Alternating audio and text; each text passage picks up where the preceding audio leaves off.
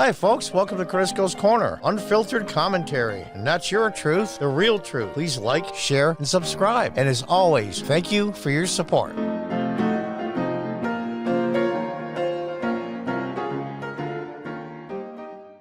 Welcome back from the Daily Wire. Nancy Pelosi snaps at reporter questioning tact with moderate Dems. What are you talking about, she says.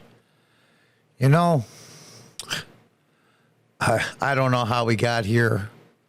I don't know how people like Pelosi even could hold on to power and authority for so long. And I don't mean just because she's in a deep blue congressional district in San Francisco. I don't know how she does it. I would imagine the vast majority of Democrats, even the progressive ones in the House, have absolutely zero respect for her or her authority. I don't know how she does it. I really don't. Anybody that is that ridiculous and inept and untruthful and just clueless in general, I don't know. Let's read on. And by the way, I'm using the Daily Wire here for the story, and I've got my Leftist Tears mug right here. Let me take a little sip of my tea. Those Leftist Tears taste really good. House Speaker Nancy Pelosi on Wednesday evening snapped at a reporter questioning her tack with moderate Democrats holding up progressive trillion-dollar spending packages.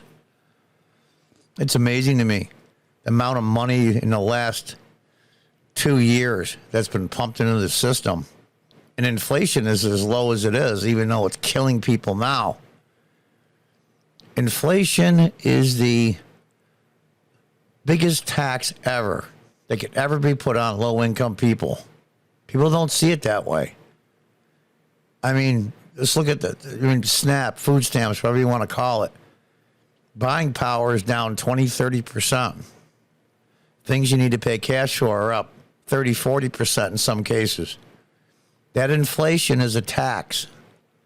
Don't let anybody kid you. It is.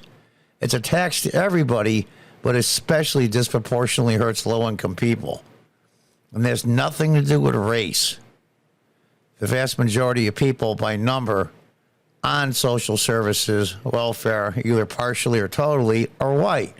So this goes across all racial and we'll call it genetic backgrounds.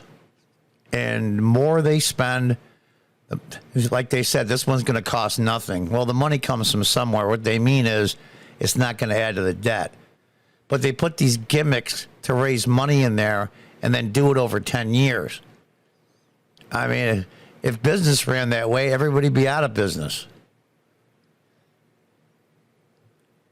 It looks like the debt limit extension might not advance in the Senate. Why get mad at members? Why twist the arms of moderates? This is a reporter talking to Pelosi.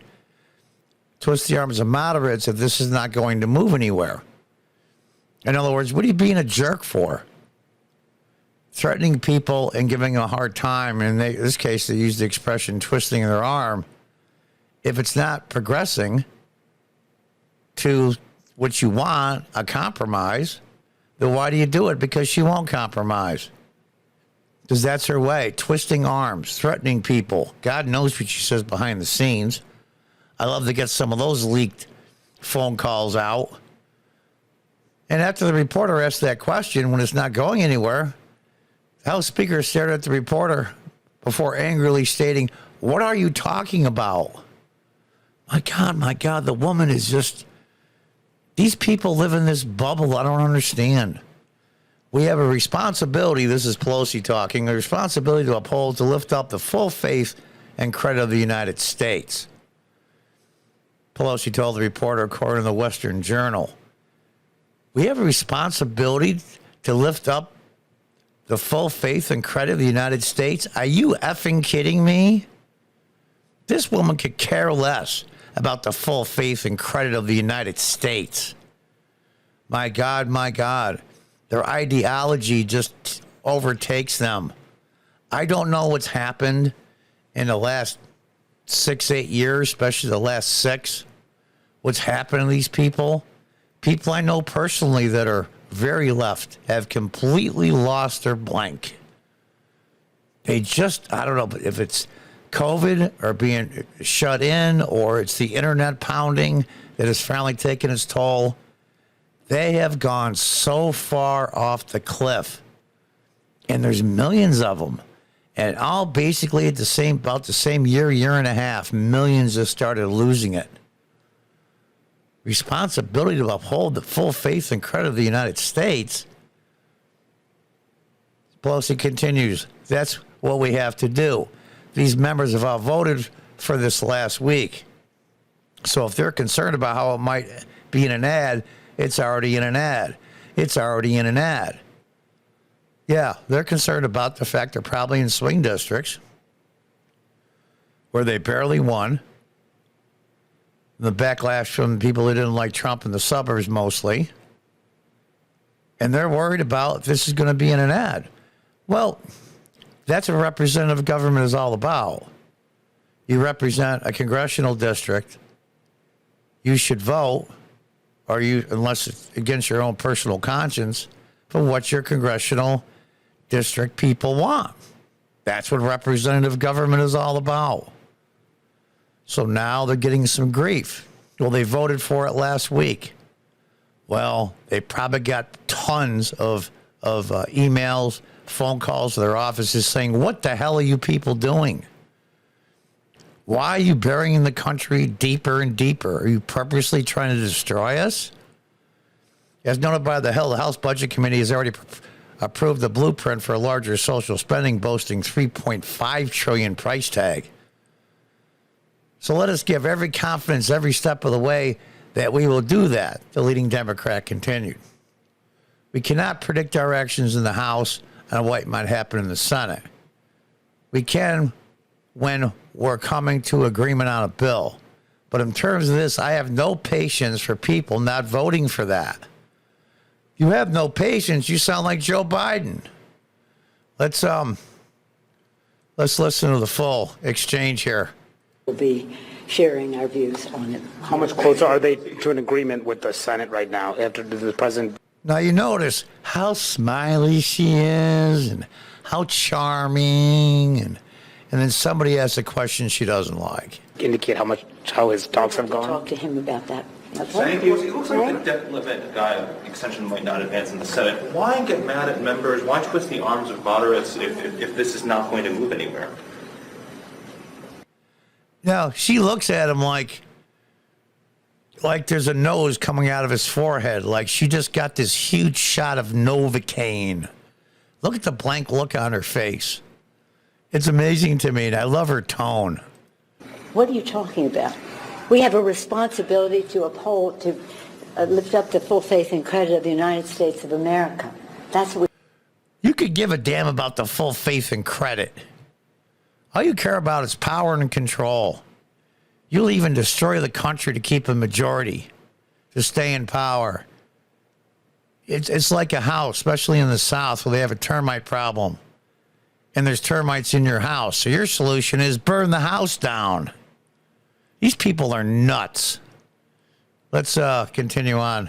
we have to do. These members have all voted for this last week. So if they're concerned about how it might be in an ad, it's already in an ad.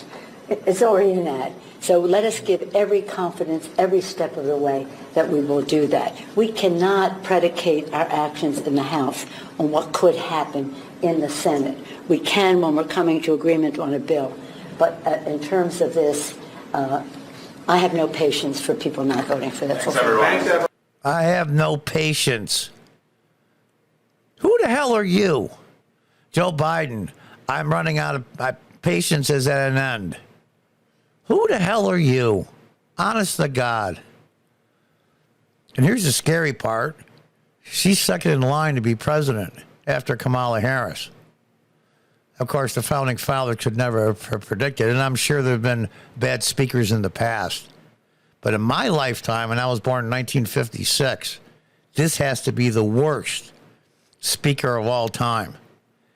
And I'm going to take great joy next year when the Democrats lose the majority in the House. she'll have the historical distinction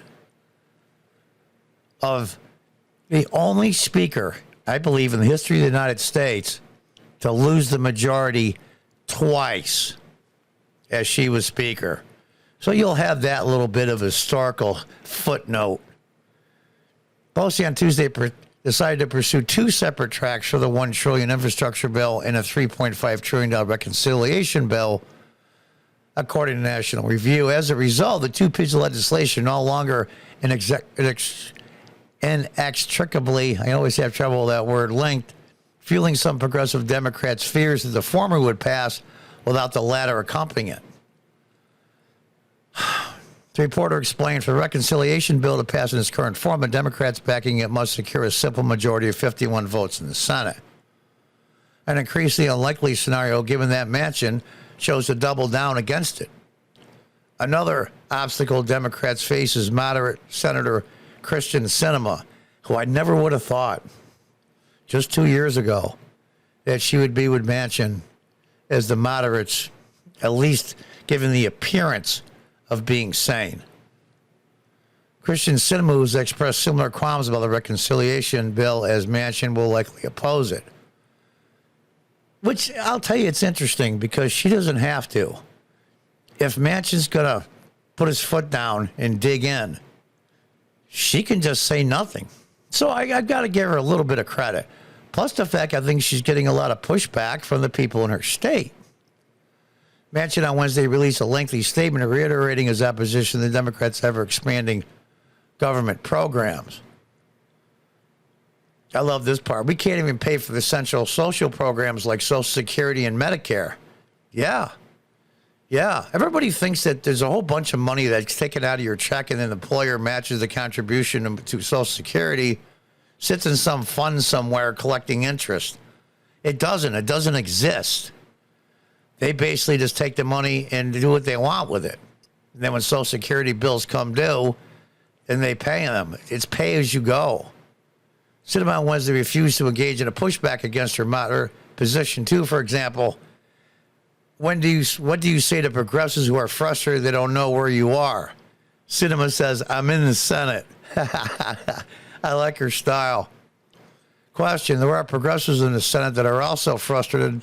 They don't know where you are either. I'm clearly right in front of the elevator.